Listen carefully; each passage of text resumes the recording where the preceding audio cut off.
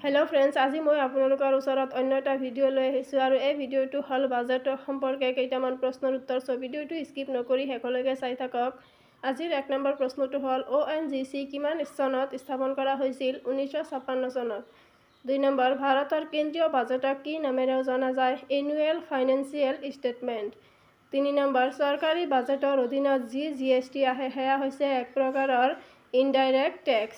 4 number budget শব্দটো কোনটো ফৰাসী শব্দৰ পৰা উদ্ভৱ হৈছে? বৌটি ফ্ৰেঞ্চ। 5 নম্বৰ বাজেট প্ৰস্তুত কৰাৰ বাবে কোনটো নডেল বডি দায়বদ্ধ? Department of economics affairs.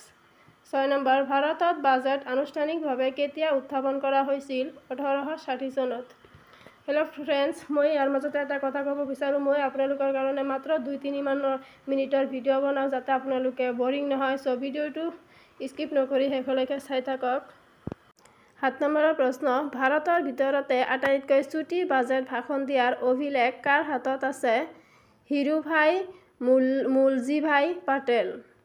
8 number সাধাৰণতে কোনে সংসদত কেন্দ্ৰীয় বাজেট দাখিল কৰে? Finance minister.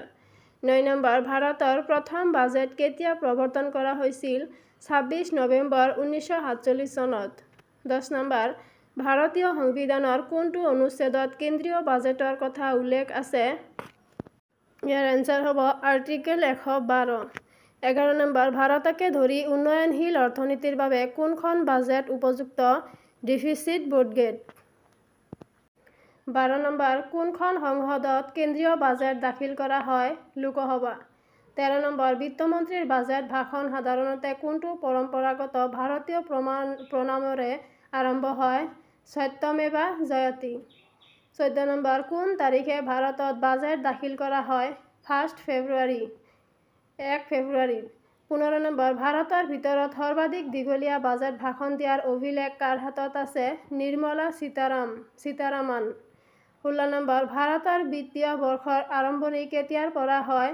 1 এপ্ৰিলৰ পৰা আৰম্ভ হয়। 17 নম্বৰ কোন সময়ছোৱাৰ ভিতৰত কোনবিধ কেন্দ্ৰীয় বাজেটত সামৰি লোৱা হয়? এপ্ৰিল আৰু মাৰ্চত। 18 নম্বৰ অসমে কাৰ সহযোগত দুৰ্যোগ প্ৰতিবেদন আৰু তথ্য ব্যৱস্থাপনা ব্যৱস্থা ড্ৰিমছ আৰম্ভ কৰিছে? Answer UNICEF। 19 নম্বৰ নাবাৰ্ড কিমান চনত গঠন হৈছিল? 1942 চনত। 20 নম্বৰ অসমৰ কোনখন এনিমেটেড ডকুমেণ্টৰী কান 2024 চনত অনলাইন স্ক্ৰিনিং ছেকশ্যনত প্ৰদৰ্শিত হৈছিল? Lachit the warrior. So friends, যদি আপোনালোকৰ মোৰ ভিডিঅ'বোৰ চাই ভাল লাগে তেনেহ'লে মোৰ চেনেলটো ছাবস্ক্ৰাইব কৰি দিব আৰু লগতে লাইক কমেণ্ট শ্বেয়াৰ কৰি দিব।